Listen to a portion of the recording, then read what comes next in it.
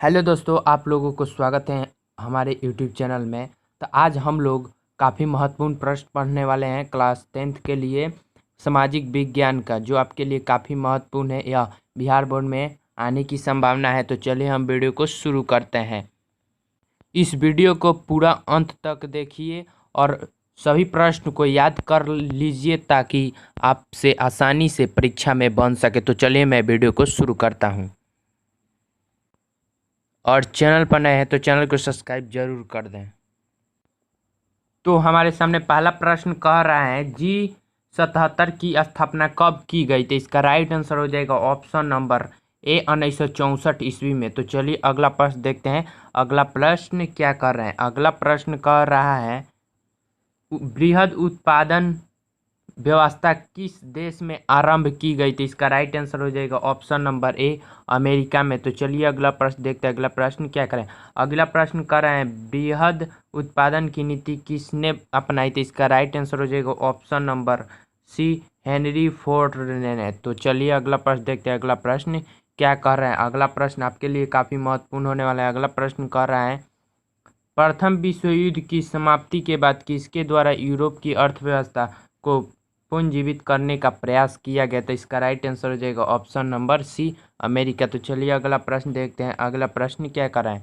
अगला प्रश्न कह रहा है द्वितीय महायुद्ध के बाद यूरोप में कौन सी संस्था का उदय आर्थिक दुष्प्रभाव को समाप्त करने के लिए हुआ। इसका राइट आंसर हो जाएगा ऑप्शन नंबर डी यूरोपीय संघ, जो आपके लिए देख सकते हैं यहाँ पर 20 में पूछा हुआ प्रश्न है। तो चलिए अगला प्रश्न देखते हैं। अगला प्रश्न क्या कर रहा है।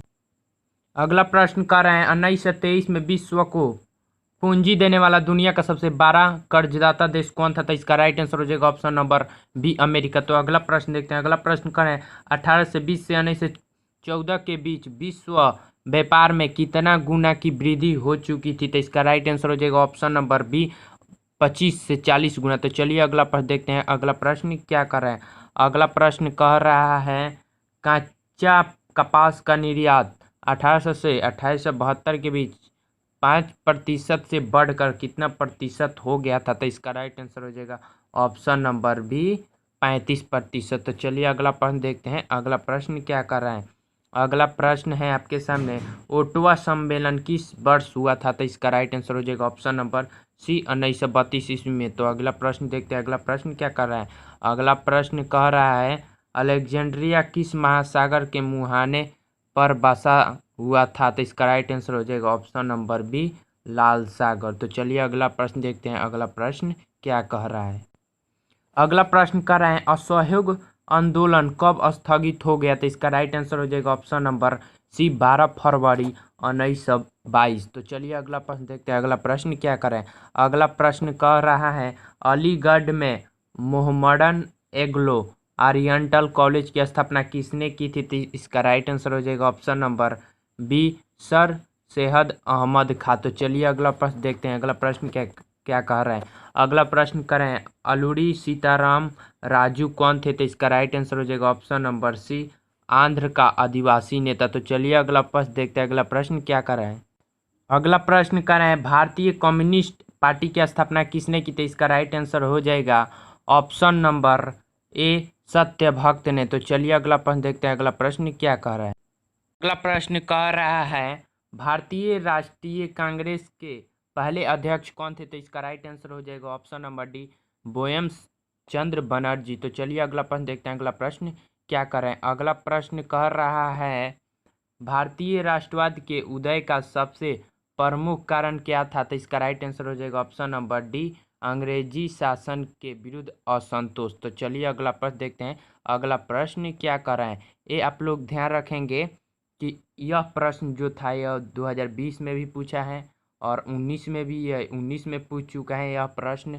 तो चलिए अगला प्रश्न देखते हैं। अगला प्रश्न क्या करें। आप लोग इसे सभी याद करते चलिए। तो अगला प्रश्न हमारे सामने कह रहा है भारतीय राष्ट्रीय कांग्रेस की स्थापना किस वर्ष हुई, इसके संस्थापक कौन थे। तो इसका राइट आंसर हो जाएगा ऑप्शन नंबर सी 1885 ए हो एम हो। ये आप लोग ध्यान रखेंगे 2019-21 में पूछे हैं, 19-21 में भी आई है काफ़ी।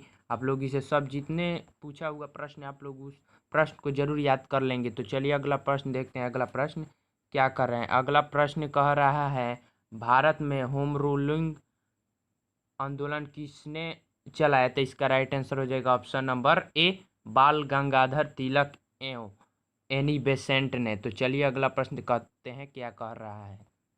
अगला प्रश्न कह रहा है भारत में खिलाफत आंदोलन कब और किस देश के शासक के समर्थन में शुरू हुआ? तो इसका राइट आंसर हो जाएगा ऑप्शन नंबर ए, 1920 तुर्की। तो चलिए अगला प्रश्न देखते हैं। अगला प्रश्न क्या कह रहा है।